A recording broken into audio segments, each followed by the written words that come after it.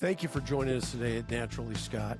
I'm Scott Harris, and I'll be your host on this journey as we discuss birds, wildlife, parks, nature, and the environment. At least once a week, I'll bring you the very best of America's spectacular world of nature, from birds to mammals to reptiles and amphibians, from soaring mountains to endless plains, from rugged coastlines to rivers and streams. Every episode will feature an expert guest, a ranger, a researcher, a birder, an author, a biologist, or an adventurer, someone who has seen what we want to see and been where we want to go. This isn't just another nature show. It's a safari for your eyes and ears. Now let's get started on today's adventure. And as always, stay curious. Hello, this is Scott Harris, and this is Naturally Scott. It's a podcast where I'm going to try to bring you different people who are experts and enthusiasts in the worlds of birds, animals, parks, research, the whole package. Today, I feel really excited about having Ted Cheeseman on board. Ted is the founder, or I guess co-founder of HappyWhale. Co-founded that with Ken Sutherland 10 years ago. He and Ken still work together on this project, and we're going to learn about this project today. But before we do that, we're going to go backwards and learn a little bit about Ted's background, his parents, and their love of nature and the firm that they founded, and then Ted's time down in the Antarctic, which is pretty exciting. If you're curious on HappyWhale, the mission boils down simply to support healthy oceans, which is what Ted is now devoted to, and he's going to explain to us how HappyWhale does that. But in advance of that, Ted, tell us a little bit about your folks. Your father was a founding member of a community college in California and in the biology department, and and then they founded a travel company, ecotourism, I guess, maybe. So tell us about that and your path that leads to 2015 and the founding of HappyWhale. Well, thank you, Scott. Pleasure to be here. Welcome. I feel very welcome. Gosh, I've had quite the interesting journey. Last 10 years, mostly focused on whale science and citizen science, and trying to bring technology to the fore of improving the science that and accessibility of it. I got here, so as you say, my parents started a wildlife safari. Was a biology professor at De Anza College in Cupertino in Silicon Valley. And so for him, sharing, as a biology and ecology professor, it was really his love to share the beauty of nature. And I don't mean that in a cliche way. I mean that just very much in this, just the pure inspiration of watching natural things function. And whether it's, a cheetah at full gait and chasing down an impala, or getting down on his hands and knees and looking at how a bug moves, or a beetle, a dung beetle moves, a ball of dung, which is a power that causes the, recycling of nutrients on the ground floor of the Serengeti ecosystem. This was my childhood and upbringing. I started traveling with my parents when they started, sort of ecotourism before ecotourism was a word or a thing. Mm-hmm. Back when, in the 70s and early 80s, when the idea of, we're going on safari, people like, wait, you're shooting elephants and lions? Like, no. This is where we're going. And just to interrupt for a sec. This was Cheeseman Ecology Safaris, right? Cheeseman's Ecology Safaris. That was a company your folks started, and so you came by all of this organically. You really had no choice. Pure nepotism. Totally. Okay, perfect. And you grew up in the Monterey area? You grew up in the Bay Area? I grew up in the Santa Cruz Mountains, so just north of Monterey, right? Not a bad place to grow up. Pretty beautiful. I had, oak woodlands in my backyard. We live kind of, now the hills above Saratoga have become a very posh space. Back then it was like, who lives up there? It was sort of a little hillbilly-ish, which I'm very thankful for. It was a little bit outside of the envelope, and lots of oak woodlands and poison oak and deer and even mountain lions. I literally, as a kid, several times saw mountain lions walk through our backyard. Those are absolutely magnificent animals, aren't they? Oh my goodness, yes. They are. Absolutely. I got a chance to see a couple growing up as well in Ventura County. When I was growing up as a young man, which was before you were growing up as a young man, there were under 20,000 people living in Ventura County. That's and it was, I take that back. In Simi Valley, there were under 100. There were 20,000 people. Now there's 125,000, and we saw mountain lions, which, by the way, they go by cougar and puma and catamount and panther and they're basically all the same animal, right? Scattered across the U.S. Just a Yes, regional colloquialism for the name. Is that I right? think so. Yep. Okay. All right, Yeah. but you're right. They are spectacular to see the way they move. And you mentioned cheetahs in Africa, and having just got back from there and seen cheetahs and lions and servals and leopards and different things. Cats do move differently, I think, than any other animal. And to get to see those in your backyard growing up is an unusual treat. Were your friends when you grew up into this, or were you just kind of the nerdy nature guy? Little bit of both for sure. I mean, I found a few friends that were pretty keen on going out and, trying to find snakes and creatures, such like things. But yeah, I mean, in school, I actually quite enjoyed school, but well, I'll say I tend to hang out with the worst students. I thought they were the most interesting. And so, Oh, then we they're would have been folks that friends. that's classic. Yeah, I mean, it was a funny thing. Like the kids that were just not into school, I found a lot more interesting than the sort of achiever A student type A kids. And I guess it was just that we had more fun running in through the hills elsewise. Yeah, I mean, I grew up with this vision of myself as kind of lost in the jungle, this like 19th century naturalist sending back specimens or whatever it is that a biologist would do. And it did a book report on the voyage of the Beagle, and in like third grade or something like that. That's the classic travel writing story of Charles Darwin, the travels that gave him the fodder that led to describing evolution, origin of species, and all that good stuff. So I envisioned that, and this formative space of these international travels were huge in my world. I mean, all summer, instead of being at summer camp or whatever it was off in Africa or Papua New Guinea or Australia, and then Africa, East Africa, especially So Kenya, just like Tanzania. most of us, that was the Yeah, standard kind of. upbringing, I think. So I it was funny because there was a time as a young teenager where like I realized like, wow, gosh, all these media references that I don't know, it had a sort of a socially ostracizing thing. I got over that eventually. It was an odd space, but I quite liked it. And I think I liked it a lot more than I disliked the sort of social distance. And How old were certainly, you when you realized that that's not the way most people lived? I mean, you know, when I was 10, when I first went on safari with my parents, and these were, small group commercial tours, where, and they weren't fancy. It was people basically scrimping and saving and going for a once in a lifetime trip and getting hooked on it. So, yeah, for sure. I mean, at age of 10, it was pretty obvious, like, oh yeah, I'm off to Australia and then East Africa and whatever it was. I mean, I remember a dentist or orthodontist. I had braces at one point, and I said, "Well, I'm going to be in Africa all summer." And he says, "Well, give me the contact info for your dentist over there," and I'm like, or your orthodontist over there. And I looked at him like, no, no, that's not a thing, man. I mean, I don't know. Do we take the braces off? I actually ended up, something broke, and ended up with a pair of pliers ripping off a bunch of things because what else was I going to do with a wire sticking into my lip and gums? And the face of the orthodontist when I got back was truly priceless. It was as if you chucked a bucket of paint across, a Picasso or something like that.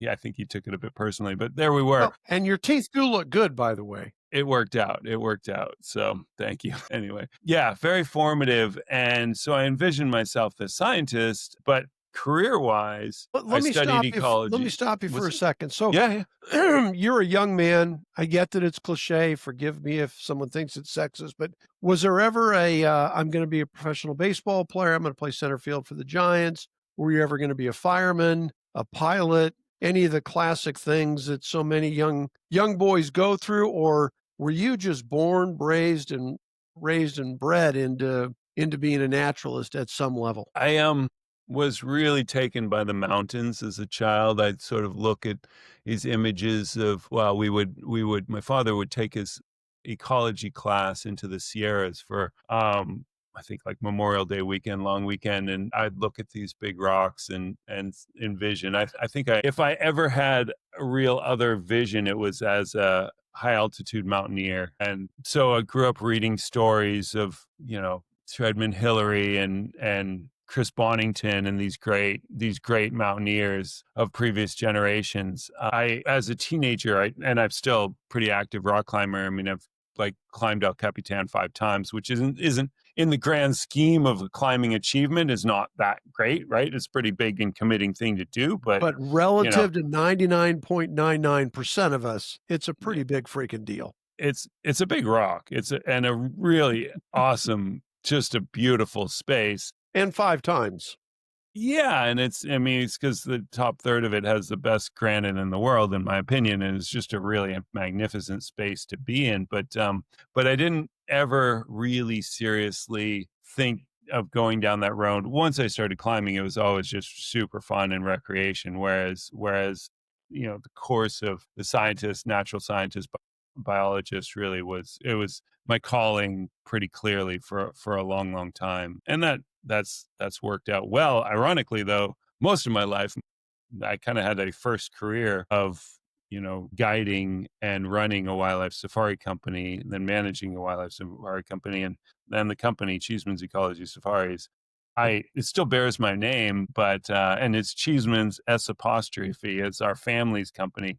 My parents have passed away, and I no longer own the company. It's owned by a longtime guide of ours, great company, and I'm good friends with them, and occasionally we have a chat, sort of strategizing, but I'm not involved in any really direct way anymore. And why? Because they do a great job, and I've found this different path that really speaks to my desires and interests, and we're going to talk about that path, but before we do, I think we need to talk about the Antarctic a little bit. Yeah. You spent quite a bit of time down there. So tell us about that. Gosh, Antarctica. I mean, it's when I was 11, my father joined a 45-day Antarctic expedition, Punta Arenas to Hobart. So going down the Antarctic Peninsula, across the Ross Sea, and then up from like McMurdo Sound to subantarctic islands of Australia, and then ending up in Australia. And that he was terrified by the prospect. And so he prepared so intensely and meticulously that I probably saw him give 100 practice lectures about emperor penguins and about wet-elf seals and about all the ecology of the deepest of the Antarctic, the farthest. So Antarctica is the 7th continent. It is mostly covered by ice and therefore is very abiotic. There is not a lot of life on the continent at all. What life there is mostly marine. So, you've got penguin colonies and you've got seals that haul out, but they're ocean creatures that come to land for various things, or even come near land, but not actually on land, like emperor penguins. It's the only bird that in its entire life may never actually touch terra firma, right? Because they nest on sea ice. So learning about this space was learning about a marine environment. As a child, got horribly seasick. I was really sensitive to seasickness.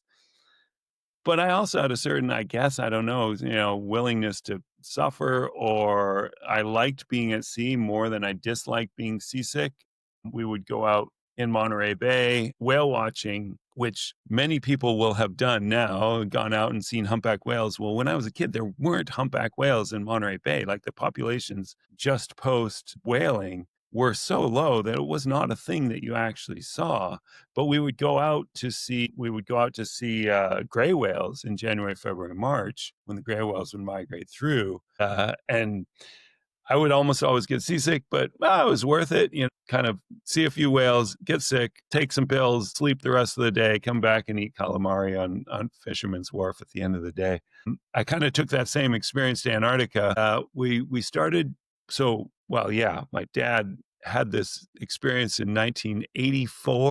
He went down there, so it was like 83 that we just had this intensity of preparation of Antarctica. And I had this fantasy of like studying emperor penguins through the winter. There's this incredible book Oh my gosh, seriously, off the top of my head, that's atrocious. I can't remember the name of it, but it's If you text it to me after this, I'll throw yeah, the cover up on the podcast so I'll people will come have up it. with it. Oh my gosh, this is I'll really bad, but Don't worry about it. I'm 68. I have these moments every day, but I'll throw the cover up so the viewers will know. sure thing. Well, it's the end of, I mean, this is the story of, in particular, I mean, it's a bunch of Scott expedition, but um, a few of his guys go to an emperor penguin colony in the winter to collect some eggs to try to prove or disprove a evolutionary theory of the day. The tragedy of it is they all nearly died. They got so horribly frostbitten. And then the eggs that they brought back, by the time they brought them back, it was like, oh, yeah, that's theory. That's kind of passe anyway. Just to get to an emperor penguin colony in the winter while overwintering in Antarctica in the early 90s, absolutely at its extreme of what humanity can withstand. You know, there's lots of versions of humans pushing themselves to extreme.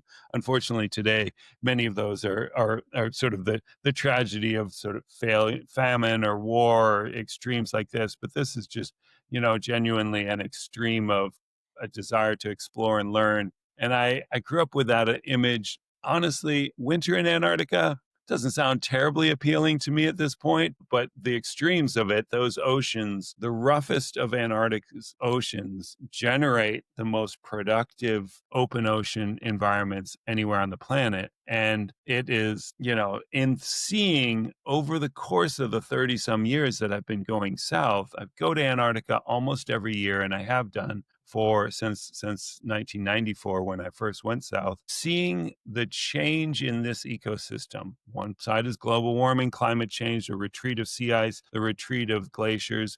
That's one extreme side. Another is the growth of tourism.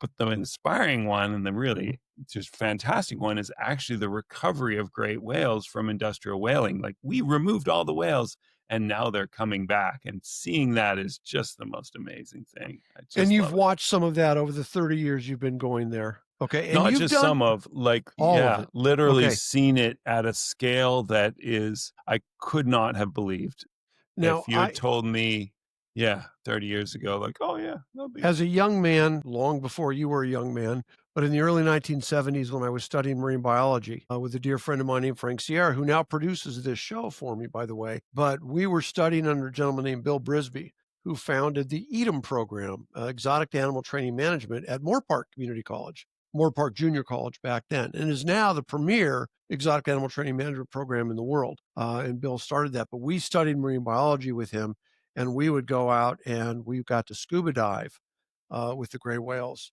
coming through the Santa Barbara Channel, going out in the Channel Islands. And this would have been in 72, 73, 74 when I first got certified. And we would go out, we would take Zodiacs and head on out there, and you'd have one guy man the Zodiac, and a couple of us would dive and, you know, get to go eyeball to eyeball with a whale. That was when we get to specifically the whales, that was the beginning of my passion and my love, you know, and a big Jacques Cousteau fan at the time. That's when his specials were airing on, I think, ABC TV on, you know, on TV at the time. And I had a chance to meet him.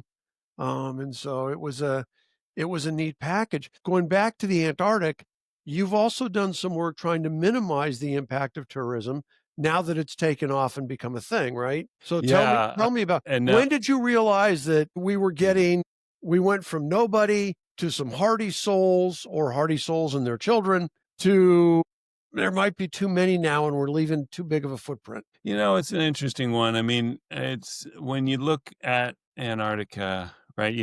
This is a continent that less people visit in a year than go to a major sporting event. Like, it's, you know, Michigan State football, you know, big game, right? And what, you have 100,000 people there? Well, actually, Mhm. no. So now there's slightly more than that go to Antarctica every year. And that's one stadium in one day. This is entire continent over a year. So at scale, there's almost nobody that goes to Antarctica. Yet tourism is quite concentrated. When people go to Antarctica, they often go to the same places. There's not that many. I mean, most of the continent is ice, rock, absolutely, you know, inaccessible due to weather, due to all the natural conditions, etc. And so people concentrate into the same places. And one big push is to manage the direct impact. Another thing is to step back and say, well, what is the wilderness space? What does wilderness mean? And are we changing that? Are we preserving that? For me, I'm particularly concerned with the state of the ecosystem, the health of the creatures that live there. And I think that tourism is a double-edged sword, right? Obviously, people can have an impact. The biggest, most apparent impacts that we can have are just our physical presence. Like, what do you do while you're there? Like, does your ship come cruising through and hit whales, for example, which is something that we put a bit of work into? Do you, the risk of an oil spill, the risk of introduction of species. So yeah, I mean, back in 2008, I actually joined the executive committee of IATO, the International Association of Antarctic Tour Operators, which is this really neat group that took it upon themselves. They said, whoa, we're going to this place that is kind of at the edge of jurisdiction, right? Antarctica is governed, but it's governed by unanimous consent by an international body, right? The Antarctic Treaty Parties, which means that nothing happens very quickly, right? It's kind of by design. I mean, it is actually designed in the 50s. The treaty was established and it was like, okay, here's the rules and this is how these rules can change. But it was designed to be slow moving so that you preserve the inherent integrity of those rules. Well, that's great, but they didn't. I mean, there's not a word in the original treaty charter about tourism. It was like, nobody. Tourism, you go to Hawaii, you go to Paris, you go to whatever. You don't go to Antarctica, right? So that wasn't anticipated at all. Now there are, 100 and whatever thousand people going there a year. And so, yes, times change. To me, there's also the real upside potential, which is that we aren't going to protect places that we don't know and love. And the experience of traveling there for me over multiple trips and multiple decades at this point, has totally changed my perspective on it and made me absolutely love and be obsessed with, quite frankly, the preservation of the place. So, it is not everyone has to go there so that we can protect it. That's that would be a failure. But the flip side is that if we don't use the travel of, people will continue to go to Antarctica. There isn't any functional way to stop tourism. So the best case is to use that tourism to the highest end and to, inspire passion and inspire, in the words of IATO, create ambassadors out of the experience of traveling to Antarctica, bring something home. I mean, to me, one part of travel is sort of minimize your impact on that place. But the flip side is like that place should have a maximum impact on you if it is, if it is a place at that scale where there's just nothing, there is no place like that. I mean, it is a parallel would be like scuba diving at night, right? Where you're going as far as is imaginable from the normal space in which we humans inhabit. We can't live and be there without incredible technological support. And yet we can go there and learn and discover and explore or just have a good time. Like that's even possible is pretty amazing. Yep. And I've got to share just because it was so much fun. And I apologize to the Patty and Nowie people out here. No letters required. I know that it was wrong, but I used to go scuba diving at night by myself off the coast of Southern California. Cool.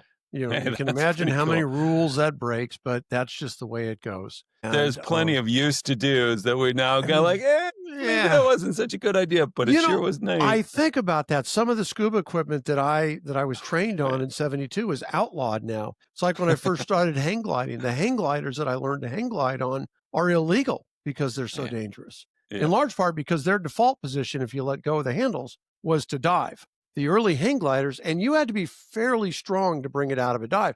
So if you let that thing collapse underneath you out of fear or laziness or, hey, what was that flew by? You were in serious trouble. Now the technology has changed. The default position is a glide. So I could have a room filled with equipment that is now illegal, but going out and scuba diving at night, I used to love to drop down to the bottom, especially if the moon was out, maybe go down 60, 70, 80 feet where you're still getting the moonlight coming through. And as you know, because it sounds like you've done it, if you sit there for a little while and you're not moving around too much and you're not taking an awful lot of breaths, pretty soon everything around you just says he's not going to try to eat us. And I would have rays come up and touch my face mask, or I would get nudged on the back of the shoulder by a seal or a sea lion, and have these things happen. Have lobsters just scoot right over my legs while I'm sitting there at the bottom. And I've not been to Antarctica, but it's an interesting comparison you make because it's as close as I've felt to being in another world. Scuba diving during the day and scuba diving with a buddy, extremely great sports or activities or hobbies or whatever they are. But there's always a connection to today and to reality. Scuba diving by yourself in inky blackness it's like cave diving. If you've ever done cave diving, when you shut off the lights and it is, when people use the term pitch black. If you go down into a cave that goes down and comes back up at all, so there's absolutely no refraction coming into the cave. There's zero light, and you shut your lights off, you can literally put your hand here and not see a thing. That's amazing. And so, yeah, you just triggered something in me that are some neat memories from when I was an active diver. One bit you pointed out about, sitting down at the bottom and being quiet and letting the creatures sort of acclimatize and forget that you're there and there may be a danger. And that's something special to me that, this is where going into environment where creatures are not perceiving humans as predators. Yes. I love that. I love that space where we can sit back for all the exploitation, all the predation, all the hunting, all the taking that we've done, and have animals not look at us in that context, foolishly or otherwise. But if we can, it is one of my greatest pleasures to sit back and watch, where I grew up in the Santa Cruz Mountains, and sometimes see a bobcat cruise through on a hunt. And when they're hunting, they're just in a space and watching the animal cruise through and just completely ignore us on the focus of the hunt. I love that, where you've got these wild creatures that have their own world and own focus, and and where we can be compatible with that. I mean, back to the whale space, for me, the fact that today, history of humans and whales was unknown, presumed hostile. There'd be monsters out there. And then there was, well, look at that. We can take that and, the incredible profitability of whaling for for centuries. And now whales are more valuable as animals in the flesh, right? The whale watching industry is more valuable than any whaling industry. And so, and quite frankly, where whale watching is well managed, the whales are quite aware that those boats are not a risk, and you can just be there. And here's these leviathans coming through, doing what they do, ignoring us, or even getting curious about us. That's Well, and backing up a second, you've touched on something, because for in birding, for example, around the world, one of the ways that we're finding to stop the mass slaughter of birds is by teaching people in what are generally called third world countries that there is more money to be made by ecotourism and having people come down and watch your birds than shooting them and eating them, or shooting them and getting rid of a pest or whatever it is that's motivating you to do that. And, and you're right, we're seeing that in whales. Whales used to be seen as a source of blubber and food and oil. And to your point, before that, they were evil and terrible, and they were monsters that needed to be slaughtered. And now we're seeing them as peers and that can bring tremendous value. So let's move into HappyWhale. Tell us, obviously you had thoughts and ideas about this before the launch in 2015. So where did you start to think, and talk to the audience a little bit about citizen science? Because I have become a massive fan of what we can collectively do using, say, eBird in the birding world as an example, where this tremendous amount of data is gathered and used and distributed at virtually no cost. So you've got millions of us out there saying, oh, we saw a red-tailed hawk out here, and we saw a brown thrasher out there, and we saw a roseate spoonbill over here. And then scientists get to use that and research, and you're doing some of this with HappyWhale. But before we get there, where did it come from? Where did HappyWhale come from? Where did it come from? So for me,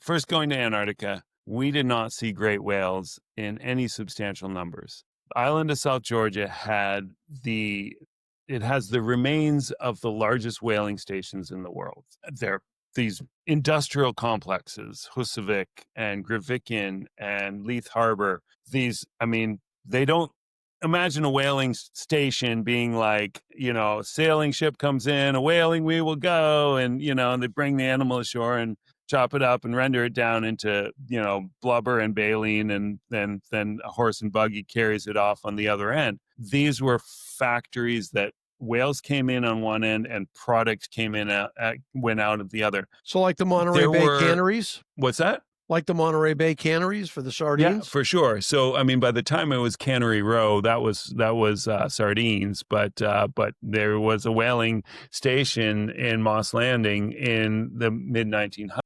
The last whaling station in the U.S., continental U.S., was Point San Pablo in San Francisco Bay, which was closed down by the establishment of the Marine Mammal Protection Act, which, we passed a law and said which it was is what, illegal. About 73? 71, I 71? think. Yeah, okay. Yeah, okay. Yeah, exactly. So, this is not an age far gone by. This is not, Herman Melville, Moby Dick. This is, my uncle, or he kind of a distant uncle, worked for Del Monte, which was one of the cannery entities that packaged up whale meat. And most of that was exported, but it wasn't really, there wasn't a big market for whale meat in the U.S., but we were the pioneers of the whaling industry for a chunk of time until the discovery of oil, until Pennsylvania basically changed where capital could make the most money. So it was actually this financial story there too, right? But neither here nor there. I mean, when I was first going to Antarctica, the island of South Georgia, we did not see a single large whale there from 1994 when I was first there. And when we were there, we always had naturalists out. We were very, very wildlife focused. That was our niche, was like as much wildlife as we could possibly see. It's still the niche of Cheeseman's ecology safaris, is just, great stuff there. But our thing was focused on, as much wildlife as we can see. We didn't see a single great whale there until 2011. And I was so excited. We saw two. We're in a place called St. Andrews Bay, one of my favorite places in the world. And these two humpback whales were at the mouth of the bay. I was up on the bridge and I just got so excited. And, ship PAs or any PA system, if you get too loud, they clip and they just sound, just the sound is bad. And I'm, shouting into the ship's PA, and someone says to me, "Have you never seen a humpback whale before?" I'm like, I've seen lots of humpback whales, but here is particularly special.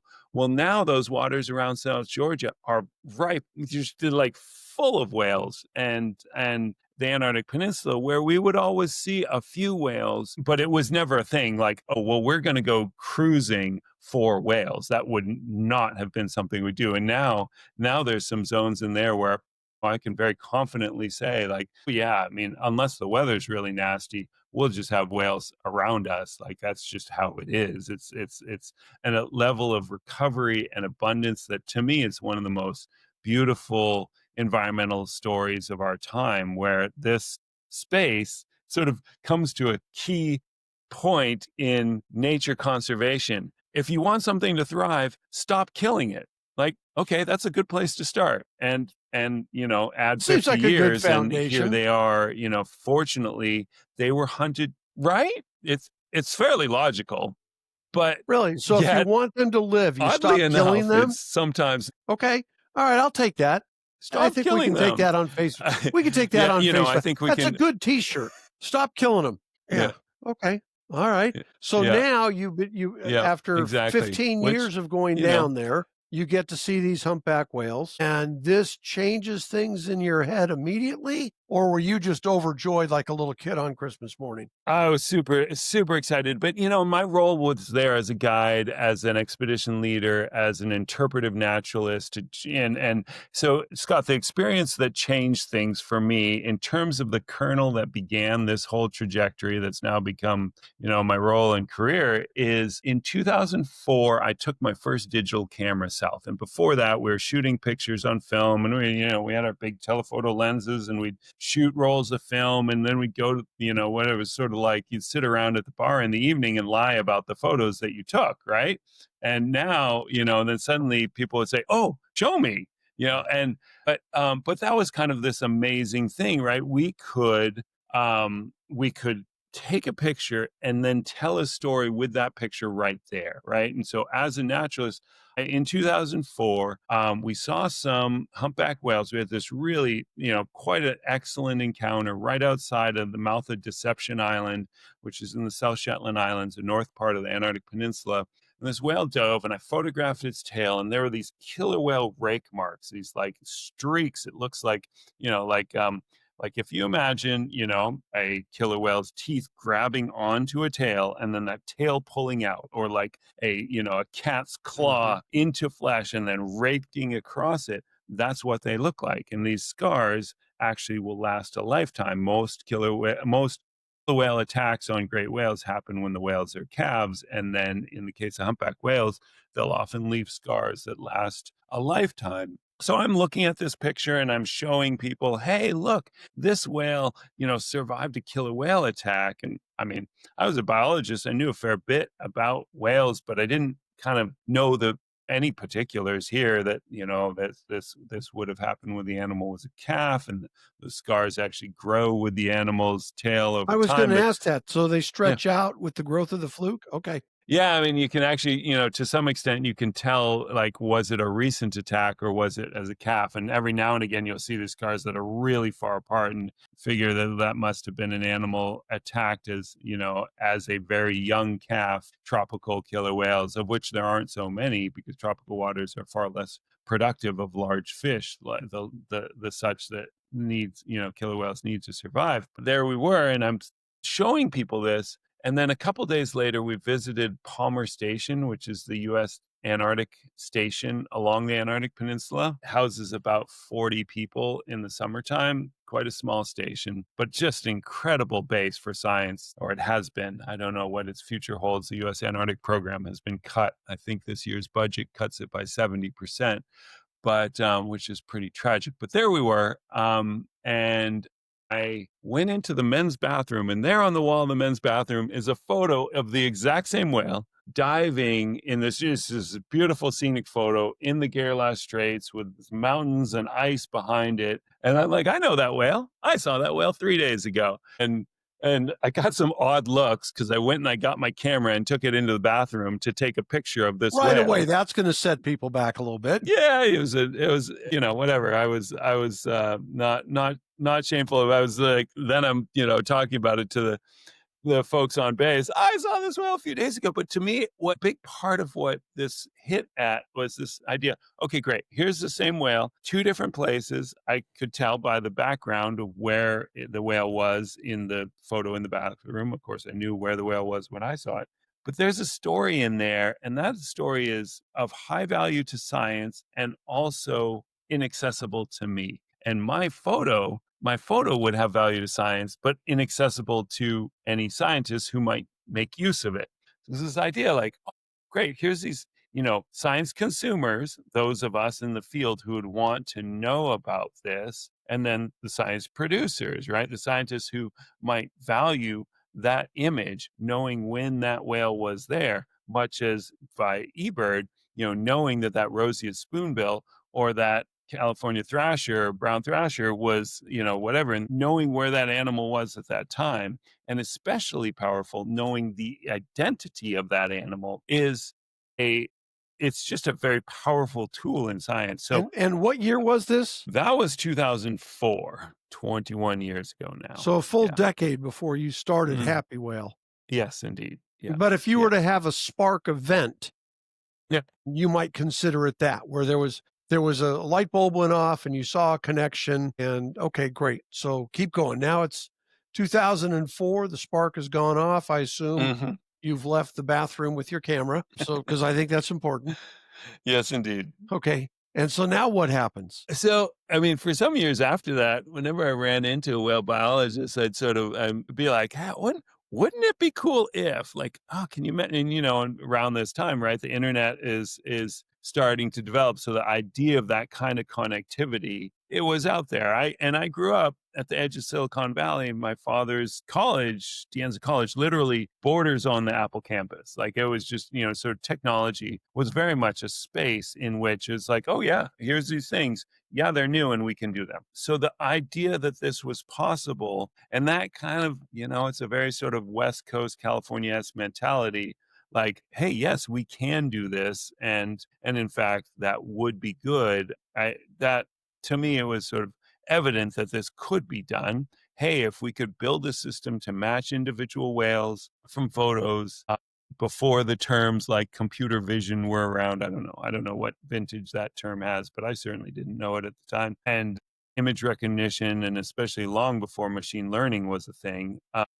Then gosh, wouldn't it be great? And I did have this conversation with a few biologists, and I heard a couple of like, yeah, that's been tried, or oh, can't do this, that, or the other thing, and on down the road when I finished undergrad, and I went and did a master's, and I did that still with this, did a master's at Duke University, still with this notion of being kind of the tropical terrestrial biologist. That was my angle on life. Had a young daughter at the time, and that sort of made a career more pressing rather than just like get lost in the forest, but actually support a family. So then my path led back to leading these wildlife safaris, and that was a couple of things. One, that it was a job that I could get readily, right? The other options were that wildlife biologist, conservation biologist working in DC, probably around the Beltway nonprofit kind of zone, and just not a city person, kind of like that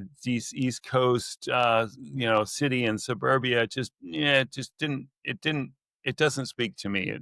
I would have struggled with that, I knew. Plus the opportunity to work in Antarctica. I mean, the other end of things was always kind of the tech path in California, but that neither, it just, I could see fortunes being made, but it didn't call to me. So I came back and I worked for the family safari company with this, like, I'll do this for a couple of years and then I'll get back to science. And sure enough, that while the 2004 event was a few years into that, and, that'd be too long of a rather boring story, but eventually it was, hey, let's do this. Finding partners, finding Ken actually was a huge part of it. A technologist. He's a rocket scientist. He's a PhD in physics, but took to coding instead, and deeply inspired by social causes. And we got along quite well, and just started talking about what we could do with this, and trying to kind of found a way to give it a go. So take it back down now, and tell the viewers, tell the listeners what exactly happens. Now, I will share with you, through the submission process, that I have, in the last 12 months, I have submitted photos from Santa Barbara Channel, from Monterey Bay, and from the Inside Passage in Alaska. And so I'm going to, from a layman's point, I'm going to share what I've been through with you guys, and then let you fill in the blanks or correct the mistakes. Perfect. So as an organization, HappyWhale, and as I understand it, you work, it's predominantly humpback whales, but there are other marine mammals as well, and other whales as well. What I am familiar with is the humpback whale process. And so what happens is, if you're out on a whale watching trip or anywhere where you happen to see, and I'm going to focus on humpback whales, and then you can flesh this out, Ted. You happen to see the underside of a fluke of a humpback whale, and it's the classic shot. I mean, other than breaching, it's what everybody wants, right? You've got this spectacular fluke coming up and the water's pouring off it.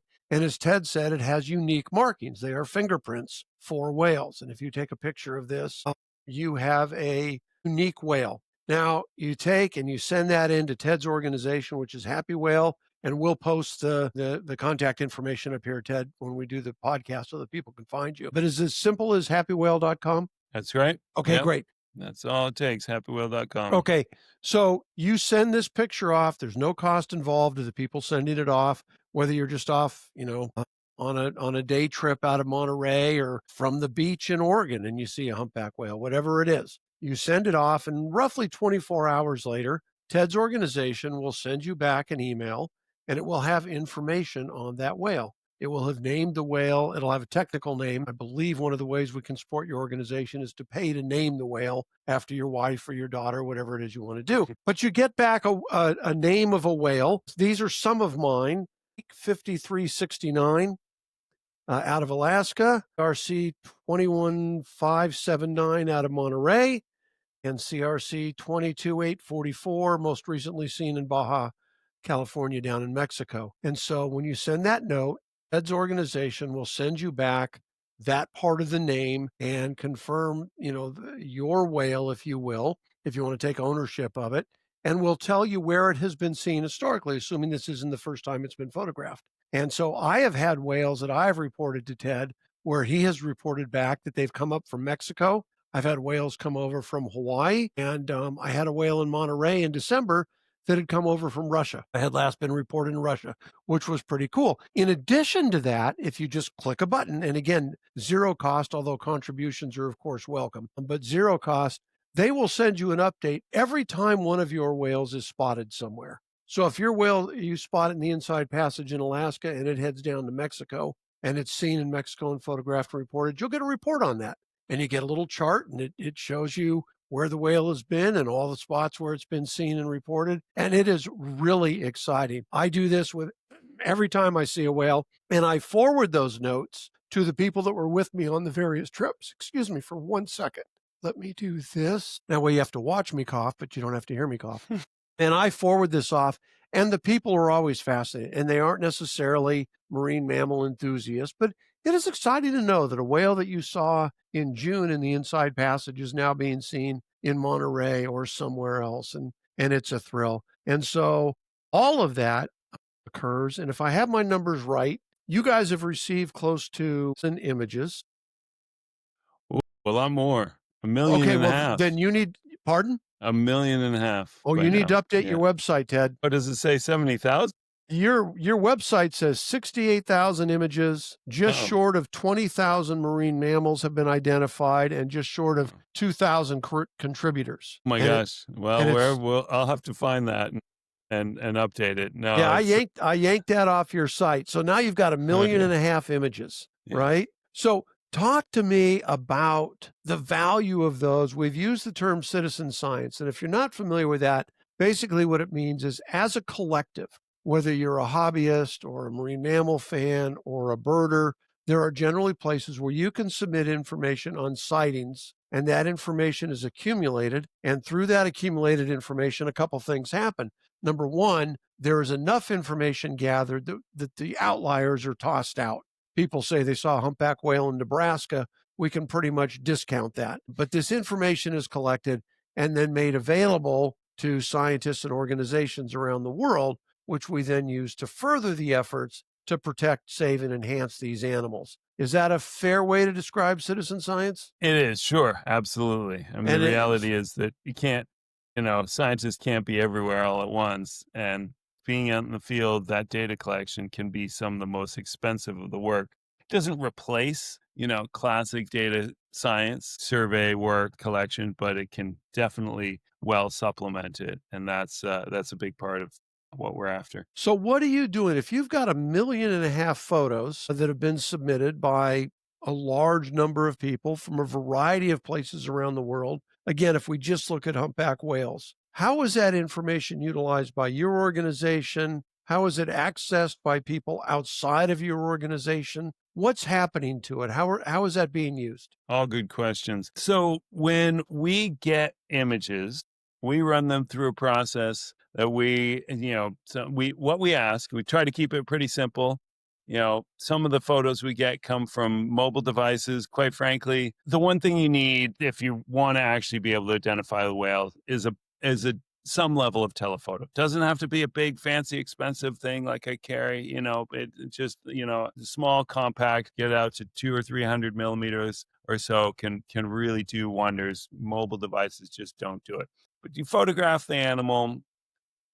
You know the date, the location. That's what we ask is date, location, and who you're with. Was it what tour company? Was it Monterey Bay Whale Watch? Was it in Antarctica with Cheeseman's Ecology Safaris? Was it, Husavik, the sort of Elding Whale Watch in Iceland, right?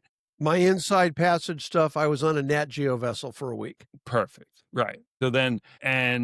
So that's what we're going to ask you to provide. And then we then take those images through and we'll run the images through an image recognition system that uses computer vision to compare the photo of your humpback whale's underside of their tail with that of every whale we know, which at the present is about 112,000 humpback whales, right? So it's in the North Pacific, which is our best studied area because in part because of where I founded this work and because the collaborations we've built and the research coordination here, this gives us, we know almost every living whale in this ocean. So the chances of an unidentified, never been seen adult whale in the inside passage of Southeast Alaska or along the California coast, they're not none. There's always some whales that we haven't found there, but the chances are very, very good that we will know that whale. And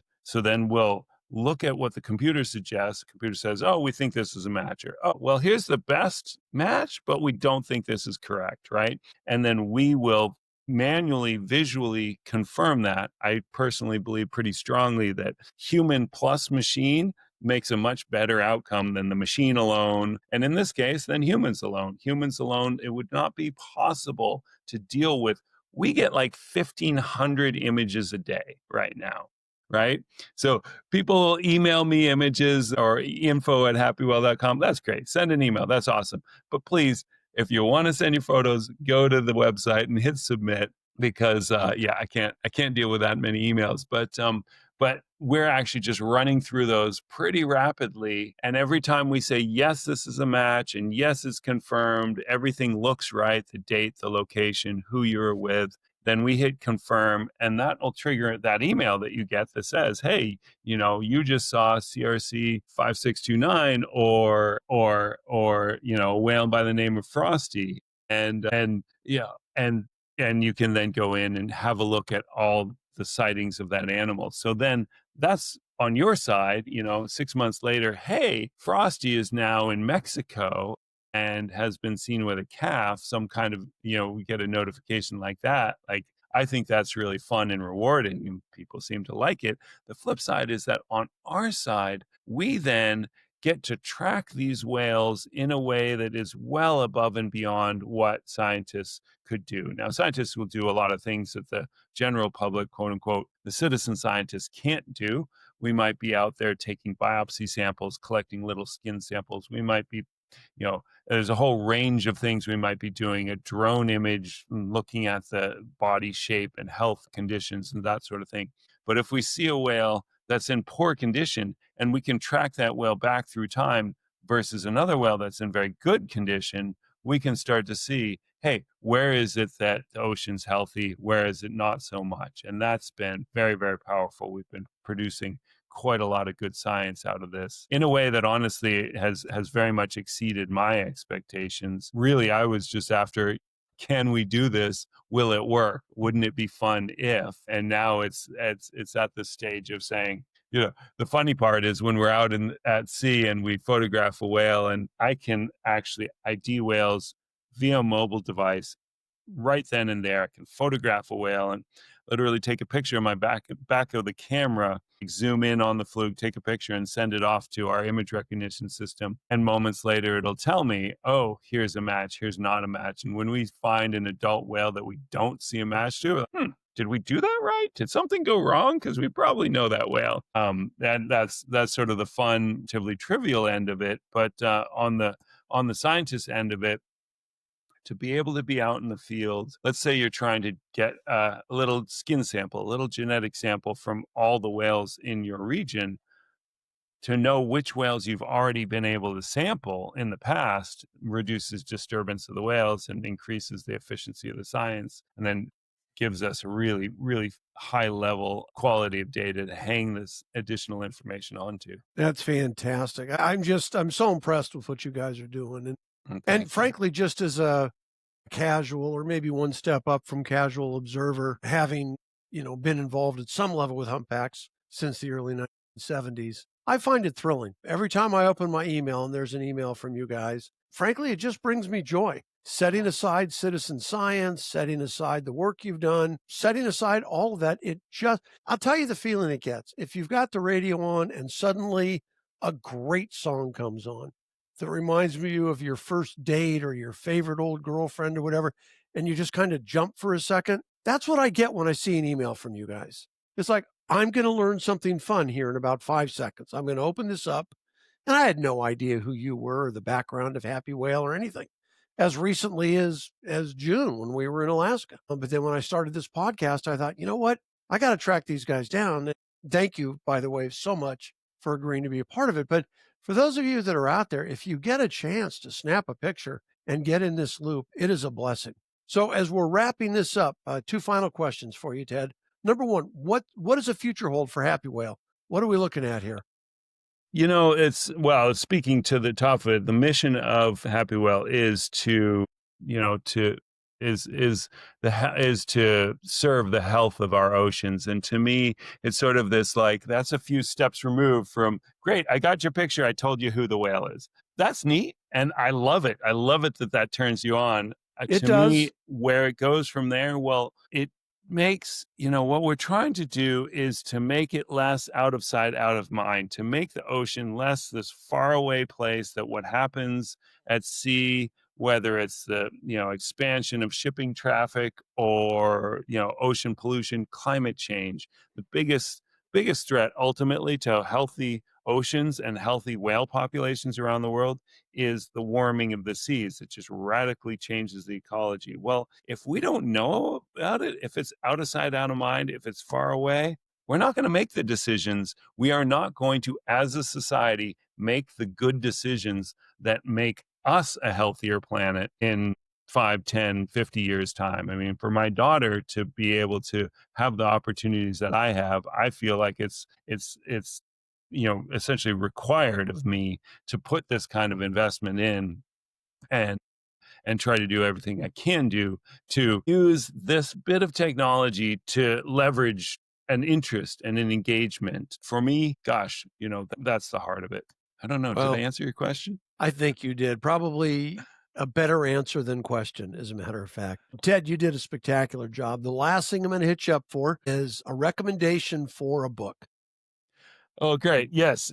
So funny, shortly after we went on from there, I remembered the name of that book that I was thinking of as The Worst Journey in the World, which is not the book that I would recommend, but it is an old school exploration story and quite an interesting one at that. Well, we'll throw it up and let the people make their own choice on it.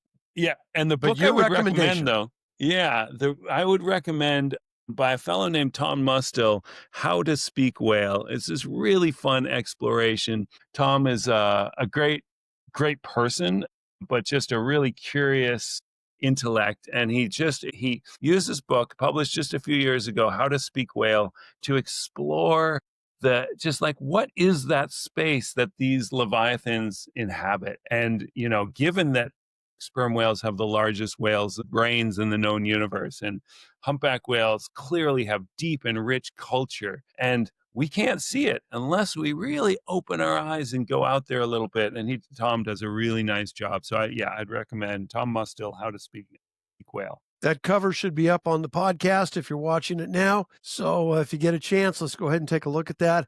Ted, thank you again. Let's throw the graphic up of my email. If you've got any questions following on this show, please email me. I'll be happy to answer them. If you've got any for Ted, send me the email and I'll forward it to Ted, unless it's a picture of the fluke of a humpback whale. And then I'll write you back and direct you to Ted's website so that he doesn't have to do that. If you enjoyed the show or any of the shows, and subscribe to the channel, hit like if you want, throw up a couple of comments. The things that we're doing, the people that we're trying to reach to get a guy like Ted Cheeseman on here, the more people that hear his story, frankly, the better off the world is. And I think that's the case with all of the guests that we have. And so the more people we get to like it and watch these shows, I think just the better off we are. Ted, you may not know this, but following each show, I do a little segment for about 6 to 10 minutes. I call it Field Notes. I pick one bird, one animal, one park, one issue, and I just kind of focus on that for a few minutes, give some facts and share some information. Based on our conversation today, I've got to make a decision, but it's either going to be humpback whales or Antarctica. I'm not sure which, but that'll be the field notes following this conversation. And as I like to wrap up every show, everybody out there, have a great time, stay safe, and stay curious. And I'll look forward to seeing you at the next episode. Hello, and welcome to this edition of Field Notes. I'm excited about this one today because we're going to talk about humpback whales, which are one of my favorite animals in the world. This Field Notes is immediately following the podcast we did with Ted Cheeseman. If you've had a chance to see that, great. Then you know why I'm so excited right now about humpback whales. If you haven't had a chance, if you're watching this independent of the podcast and you get a chance, go back and watch that one. Podcast number 10. Ted Cheeseman. He is the founder or co-founder of HappyWhale, which is a great organization, but I'll let him tell you about it. We are going to be talking about humpback whales today, which is just a terrific subject. That is a success story, by the way, humpback whales. We currently have 135,000, estimated, of course, but there's my dog saying hi, 135,000 humpback whales worldwide, compared to the 1960s when they had been hunted down, and there were estimated to be fewer than 10,000. And if you go back a little bit to 1800, that's when we had the high point, which again was 135,000. So maybe that's what our oceans can support, is 135,000 if we leave them alone. And that's a good idea that we do. Adults are huge, 45 to 55 feet long, weighing up to 40 tons. Calves at birth are 16 to 18 feet long, and they weigh a ton when they're born. Their biggest thing to eat is krill, and we already did a field notes on krill, so if you want to look that up, you can learn a bit more about it. But they can eat literally tons of krill. They'll also eat schooling fish, and they do what's called bubble net feeding, and they operate as a group. So you'll get, say, 6 or 8 humpback whales in a certain area, and they'll go down below, and they'll set up a bubble net or a bubble screen. They'll all be blowing bubbles. And then they come up collectively, and it's a massive, massive thing when they do this. But they come up collectively, and they all break the water at the same time. And the birds are down picking off the fish, and the humpback whales are getting their share, and seals and sea lions are surrounding them. And it's really a magical thing to see. It almost doesn't seem real. They generally live about 45 or 50 years, although some have been known to live almost 100, up to 80 or 90 years. So that's pretty cool. Humpback whales are fairly well known for their songs. Each individual song lasts from 5 to 30 minutes. The only ones that sing are the males, but they'll repeat that song and it will go for hours. And by the way, their songs can travel miles underwater. The water is so conducive to sound, and humpback whales have such a great sound, and it travels through. You've got 3 main groups of humpback whales. The northern Pacific whales, those are the ones I'm most familiar with. They feed in the summer in Alaska and in British Columbia. My wife and I were just up in Alaska in June, and got a chance to see a large number of humpbacks, few grays as well, but a large number of humpbacks, including the bubble net feeding, which was awesome. But then they leave after the summer. They go to either Hawaii or Mexico, and or even down as far as Central America. And then that's where they breed, take care of their early calves, and then they come back up in the summer and feed in Alaska and British Columbia. So it is a long commute, whether they're going to Hawaii or heading down straight south. Their Atlantic cousins go up to the Gulf of Maine and Iceland. And so that is where they feed in the summer, and then they get to winter and breed in the Caribbean. Which doesn't sound like a bad gig, really, spend your winter in the Caribbean, but that's what they do. And way down south in the southern hemisphere, we've got some humpbacks. Hello, Brock. There's my dog. We've got some humpbacks on the east coast of Australia, and they travel up and down. Australia is large enough that they can migrate up and down there. And it's a different thing because, of course, our summer is their winter and vice versa. So that is the third large group in the world. Are they still hunted? No, not really. There is an aboriginal subsistence exception to that, but that accounts for less than 50 kills a year and doesn't really impact. It impacts those 50 individuals, but it does not impact the group of 135,000. Humpback whales can be hunted by orcas. Orcas have been known to target the calves, and they'll go after sick or injured adults. But orcas do not mess with adults humpback whales except in rare occasions. They are just too big and too strong, and it's not worth it. So the mom spends some of her time defending her calf from the orcas, sometimes successfully and sometimes not. That is, of course, the way that it rolls in nature. I have had the blessing in the last year of seeing these beautiful animals in the Santa Barbara Channel, which is where the Channel Islands are off of the Southern California coast. And I've been watching them there since 1972 when I first studied marine biology and did some work out there, and have gone back as often as I can ever since. So it's a pretty neat deal. I saw them in December in Monterey Bay, took a couple of whale watching trips, and got to see the humpbacks, which was fantastic. And as I mentioned earlier, was in Alaska this summer in June and got to see them on the Inside Passage. And that's where I got to see the bubble net feeding. First time I ever got to see that. One of the great things about humpback whales is that the underside of their fluke, the underside of their tail, is unique to each whale in the way that our fingerprints are. So while there's a whole podcast on HappyWhale and Ted Cheeseman, just as a note, if you get a chance to take a picture of the underside fluke of a humpback whale, you can send it into happywhale.com, and they'll send you back information about that whale, where it was last spotted, where it has been spotted its whole life. And it's really, really a cool thing to do. And you get to be a part of citizen science, which I think is fun. I hope this has whet your appetite a little bit, forgive the cheap pun, to maybe explore humpback whales a little bit further. I'll throw my email up, but if you've got any questions, please send them to me. If you get a chance to subscribe to the channel, drop some comments or hit the like button. It's tremendously valuable to us because it gives us an opportunity to reach a greater audience and share our message, both with our regular podcasts and our field notes. And we look forward to that. So thank you so much for listening. As always, stay safe and stay curious. Have a great day.